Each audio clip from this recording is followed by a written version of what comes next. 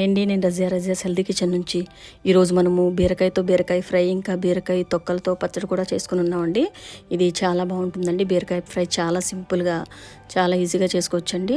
బీరకాయ చాలా మంచిదండి మన ఆరోగ్యానికి. ఇది వాటర్ క్వాంటిటీ ఎక్కువగా ఉండే వెజిటేబుల్ అండి, చాలా మంచిది. అలాగే ఆ బీరకాయ తొక్కలను మనం బీరకాయని మాత్రమే వండుకొని తొక్కలను పాడేస్తుంటామండి, కానీ మొత్తం పౌష్టిక విలువలు అన్నీ కూడా తొక్కల్లోనే ఉంటాయండి. ఫైబర్ కూడా చాలా ఎక్కువగా ఉంటుంది. ఇలా ఈరోజు మనం 1 కిలో బీరకాయలు తీసుకున్నామండి. ఈ కిలో బీరకాయలతో మనము ఫ్రై ఇంకా తొక్కలతోనే మనం పచ్చడి కూడా చేసుకుందామండి. చాలా ఈజీగా అయిపోతుందండి. ఇలా మనం ఫాస్ట్గా కూడా చేసుకోవచ్చు. ఇలా మొత్తం ముందుగా బీరకాయలన్నీ కూడా శుభ్రంగా ఇలా రుద్దుతూ 4 నుంచి 5 సార్లు బాగా కడుక్కోవాలండి. వాటికి మట్టి అది లేకుండా, ఎందుకంటే తొక్కలు కూడా మనం వాడుకుంటాం కాబట్టి చాలా శుభ్రంగా కడుక్కోవాలి. ఇలా కడిగిన తర్వాత ఈ బీరకాయల్ని మొత్తం అంతా కూడా ఈ విధంగా చెక్కుకోవాలండి. దీని పీస్ని ఈ విధంగా తీసుకొని తొక్కలన్నీ కూడా కొంచెం దలసరగానే ఒలుచుకోవాలండి. ఇలా నైఫ్తో ఒలుచుకోవాలి. మనం పీలర్తో చేసుకుంటే పైనుంచి పొట్టు సన్నంగా వచ్చేస్తుంది, కాబట్టి ఇలా నైఫ్తో మనము ఇలా కొంచెం దలసరగానే ఒలుచుకోవాలండి మొత్తం తొక్కలన్నీ కూడా. అప్పుడే మనకి చట్నీ బాగా ఉపయోగపడుతుంది. చట్నీ కూడా టేస్టీగా ఉంటుంది. ఇలా కొంచెం దలసరిగా కట్ చేసుకోవాలి. కావాలితే మనం డైరెక్ట్గా బీరకాయతో కూడా ఇలా పచ్చడి చేసుకోవచ్చండి. డైరెక్ట్గా ఇంక బీరకాయని ముక్కలు కట్ చేసి ఇప్పుడు నేను చూపిస్తున్న పద్ధతిలోనే సేమ్ డైరెక్ట్గా బీరకాయతో కూడా చేసుకోవచ్చు. ఇప్పుడు ఎందుకంటే మనం ఇలా ఫ్రై చేసుకొని తర్వాత తొక్కలతో కూడా ఇలా చేసి నేను చూపిస్తాను. ఇలా మొత్తం బీరకాయలన్నీ కూడా కట్ చేసుకొని దీని తొక్కలన్నీ కూడా ఈ విధంగా ఒలుచుకోవాలండి మొత్తం అన్నీ కూడా. ఈ బీరకాయలో కన్నా ఈ పౌష్టిక విలువలన్నీ కూడా ముఖ్యంగా తొక్కల్లోనే ఉంటాయండి. ఫుల్గా ఫైబర్ కూడా చాలా ఎక్కువగా ఉంటుంది ఈ తొక్కల్లో. కాబట్టి మనం ఎప్పుడు బీరకాయలు తీసుకున్నా కూడా మీరు ఇలా వేస్ట్ చేయకుండా ఈ తొక్కల్ని ఇలా పచ్చడి చేసుకోండి. చాలా టేస్టీగా ఉంటుంది పచ్చడి. ఇడ్లీ, దోశ, రైస్ దేంట్లోకైనా కూడా పుల్కాల్లో కూడా చాలా బాగుంటుందండి చట్నీ. పిల్లలు కూడా ఇలా అయితే ఇష్టంగా తింటారు. ఇలా చట్నీ చేసినా కూడా వాళ్ళకి టిఫిన్లో పెట్టేస్తే తీసుకుంటారండి. పిల్లలు తినని పిల్లలు కూడా ఇష్టపడి తింటారు. చట్నీ అంత టేస్టీగా బాగుంటుంది. కాబట్టి ఇది మనకి ఆరోగ్యానికి మంచిది కాబట్టి పచ్చడిలా చేసుకుంటే చాలా మంచిదండి. ఇలా ముక్కలన్నీ కట్ చేసుకుని తొక్కలు తర్వాత ఈ బీరకాయని కూడా ఈ విధంగా చిన్న చిన్న ముక్కలు కట్ చేసుకుందామండి. ఇది ఫ్రైకి మనకి బాగా చిన్న ముక్కలు ఇలా సన్నగా కట్ చేసుకుంటే ఫ్రై బాగుంటుందండి.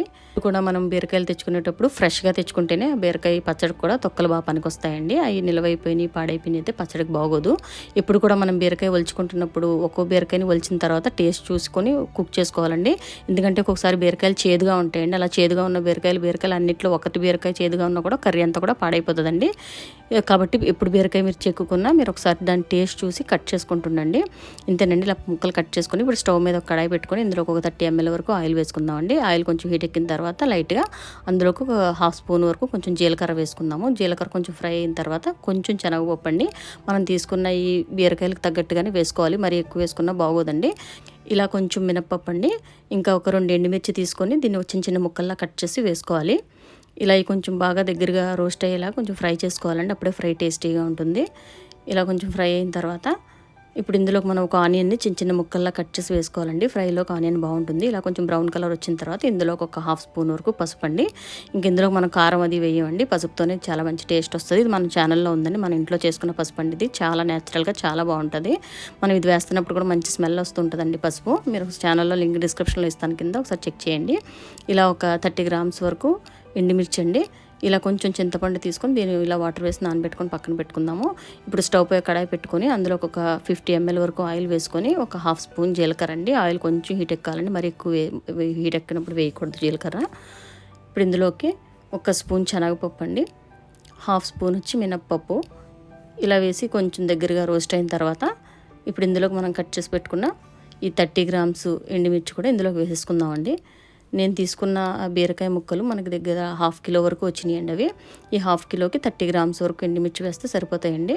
మీరు స్పైసెస్ ఇంకా కొంచెం ఎక్కువ తినేవాళ్ళు అయితే ఇంకో 10 grams వేసుకుంటే 40 grams వరకైనా పర్వాలేదు. కొంచెం ఎండుమిర్చి వేసుకున్న పచ్చడి కారంగా బాగుంటుందండి. ఇలా ఇప్పుడు ఇవన్నీ ఫ్రై చేసుకున్నవి చల్లారి పెట్టుకొని ఇలా ఒక మిక్సీ జార్లోకి తీసుకోవాలండి. ఈ మొత్తం అన్నీ కూడా కొంచెం చల్లారిపోయిన తర్వాత ఒక మిక్సీ జార్లోకి తీసుకుని ఒక పక్కన పెట్టుకుందాము.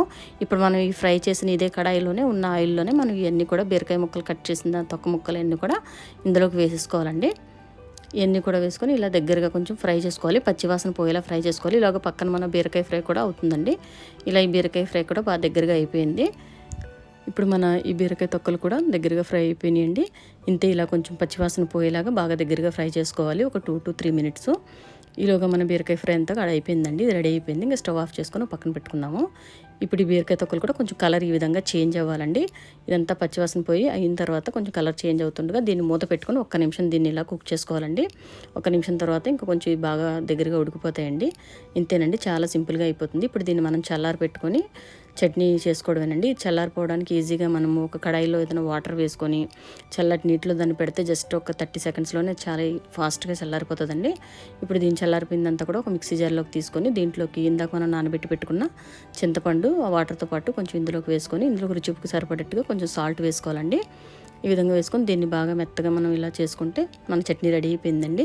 ఇంతేనండి, ఇది చాలా టేస్టీగా ఉంటుందండి. ఇది రైస్లోకి, ఇడ్లీ, దోశ, ఉప్మా దేంట్లోకైనా కూడా చాలా బాగుంటుందండి. పిల్లలకి ఇలా చట్నీల కింద మనం అలవాటు చేస్తే వాళ్ళకి కూడా కొంచెం ఫైబర్ అది కూడా బాగా అందుతుందండి. డైజెషన్ కూడా బాగుతుంది మనకి బీరకాయ ఎక్కువగా తీసుకోవడం వల్ల. ఇలా వారానికి 2-3 సార్లు అయినా సరే బీరకాయ ఈ విధంగా చేసి పెట్టడం వల్ల పిల్లలకి డైలీ బీరకాయ పచ్చడి కూడా అలవాటు చేయడం వల్ల మనకి చాలా పిల్లలకు కూడా మంచిగా పౌష్టికత అంతా కూడా బాగుంటుందండి. ఇదే విధంగా సింపుల్గా కూడా అయిపోతుంది పచ్చడి కూడా. ఈ ఫ్రై కూడా చాలా సింపుల్గా అయిపోద్దండి. హెల్త్కి చాలా మంచిది ఇలా తీసుకోవడం వల్ల. ఇంతేనండి, ఇలా ఎప్పుడు కూడా పిల్లలు మనం బ్రెడ్ జామ్ అనే కాకుండా పిల్లలకి మనం ఇలా అలవాటు చేస్తే కూడా బాగుంటుందండి. జామ్ బ్రెడ్కి పెట్టుకొని పచ్చడి తినేలా కూడా అలవాటు చేస్తే బాగుంటుంది. ఇలా సింపుల్గా మనం పిల్లలకు కూడా ఇది క్యారేజీలో కూడా పెట్టినా కూడా అలవాటు చేస్తే బాగుంటుందండి. ఇలా మొత్తం ఫ్రై ఇంకా పచ్చడి కూడా వేసి జస్ట్ వీళ్ళకి మనకి పెరుగన్నం అది పెట్టేస్తే వాళ్ళు పెరుగన్నంలో కూడా ఈ పచ్చడి టేస్ట్ చేయడానికి కూడా చాలా బాగుంటుందండి. ఇలా ఇది బ్రెడ్లో కూడా నంచుకొని తినడానికి కూడా బాగుంటుంది. పిల్లలకి అలా అలవాటు చేయడం వల్ల కొంచెం వెరైటీగా పిల్లలు కూడా కొంచెం బాగా అలవాటు పడతారండి తినడానికి. ఇంతేనండి, ఈ వీడియో కానీ మీకు నచ్చినట్లయితే లైక్ చేయండి. ఇలాగే చట్నీ మీరు చేసుకొని మీకు ఎలా వచ్చింది నాకు కామెంట్స్లో తెలియచేయండి. ఈ నెక్స్ట్ వీడియోలో మళ్ళీ కలుసుకుందామండి. ఛానల్ని సబ్స్క్రైబ్ చేసుకోండి. Thanks for watching.